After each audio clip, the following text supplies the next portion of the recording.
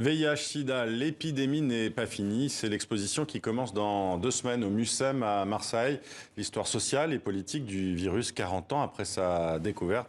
Merci Vincent Doris d'être avec nous sur le plateau de TV5 Monde en ce 1er décembre, journée de lutte mondiale contre le sida. Vous travaillez notamment pour le SIDAction et vous avez été un des commissaires de cette exposition dont le catalogue est publié chez Anna Mosin, qui est un très beau livre. Et oui, 40 ans après, effectivement, l'épidémie est loin d'être finie. Entre 1 et 2 millions de personnes ont été contaminées l'an dernier. 700 000 sont mortes des suites du sida. Cette exposition à Marseille, Vincent Doris, c'est aussi une manière d'alerter à nouveau sur cette maladie, cette pandémie. Alors, merci pour votre invitation déjà. C'est une manière de célébrer la mémoire des luttes contre le sida, des luttes au pluriel en fait. Et c'est une manière aussi d'ancrer cette mémoire dans le présent. On a voulu tout sauf faire du sida un objet d'histoire en fait, un objet de musée au sens d'un objet du passé. Et donc on a cherché vraiment à ancrer la mémoire du sida, les mémoires du sida dans l'actualité des personnes qui vivent avec le VIH, l'actualité des difficultés qu'elles rencontrent encore aujourd'hui, que ce soit en termes de stigmatisation, de discrimination, d'accès aux soins, évidemment dans les pays où l'accès aux soins n'est pas toujours garanti. Et aller aussi peut-être vers les jeunes. Je lisais justement un sondage IFOP pour SIDAction. 33% des jeunes interrogés estiment être mal informés sur le VIH-Sida aujourd'hui, soit une augmentation alarmante de 22 points par rapport à 2009. C'est vrai que c'est énorme, ça, non? Comment vous l'expliquez? Le sentiment de mauvaise information, oui, est croissant chez les jeunes. Ce qu'il faut savoir, c'est qu'environ 13% des jeunes, des personnes contaminées par le VIH en 2020, par exemple, sont des jeunes de moins de 25 ans. C'est une proportion qui ne bouge pas d'année en année. En revanche, le sentiment d'être mal informé est en croissance. C'est sans doute lié au déficit d'éducation à la sexualité dans les collèges, dans les lycées, d'un focus tout à fait moindre sur le VIH ces dernières années par rapport à la décennie ou aux décennies précédentes.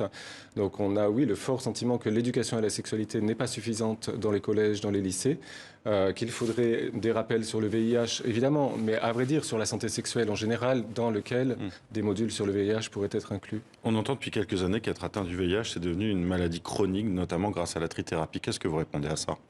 Les trithérapies ont absolument révolutionné la prise en charge des personnes vivant avec le VIH dans le tournant des années 1996. Aujourd'hui, on estime que des personnes diagnostiquées tôt après l'infection et qui ont un accès précoce au traitement peuvent mener une vie normale avec une espérance de vie comparable à la moyenne de la population. Ce qui n'est pas le cas évidemment des personnes qui sont diagnostiquées très tardivement. En France, encore 30% des personnes diagnostiquées le sont à un stade tardif de la maladie. Donc on insiste sur le dépistage. L'utilité à se faire dépister tôt, c'est aussi pouvoir bénéficier d'un traitement tôt. Ensuite, oui, quand les médicaments sont là, ils sont efficaces évidemment, et notamment sur la transmission du VIH. Ils empêchent la transmission du VIH à d'autres personnes. On a vu avec le Covid-19 l'émergence extrêmement rapide d'un vaccin. Comment expliquer que pour le VIH, on n'y soit pas encore arrivé 40 ans après, selon vous? C'est une question qui est souvent posée aux scientifiques. En fait, les virus sont peu comparables. Des travaux sont encore en cours. Malheureusement, 2 essais vaccinaux contre le VIH en 2020 et 2021 ont été interrompus, faute de succès, faute de résultats encourageants. Un autre essai d'efficacité est en cours en Europe, en Amérique du Nord, dont on attend les résultats l'an prochain sans doute.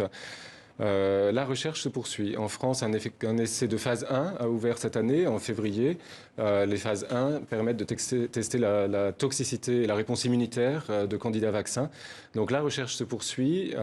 Malheureusement, on est face à un virus extrêmement mutant, bien plus que le virus du Covid, par exemple.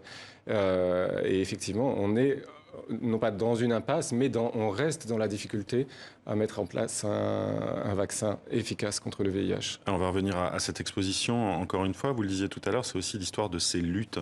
Comment, justement, cette épidémie a fait partie de l'histoire sociale et politique dans le monde ? Alors très tôt, les personnes vivant avec le VIH se sont mobilisées avec ce mot d'ordre. En fait, rien sur nous sans nous. Ce que les personnes vivant avec le VIH disaient dès le début de l'épidémie aux États-Unis notamment. Mais les mobilisations ont eu lieu aux États-Unis, en Afrique, en Europe, sur l'ensemble des continents.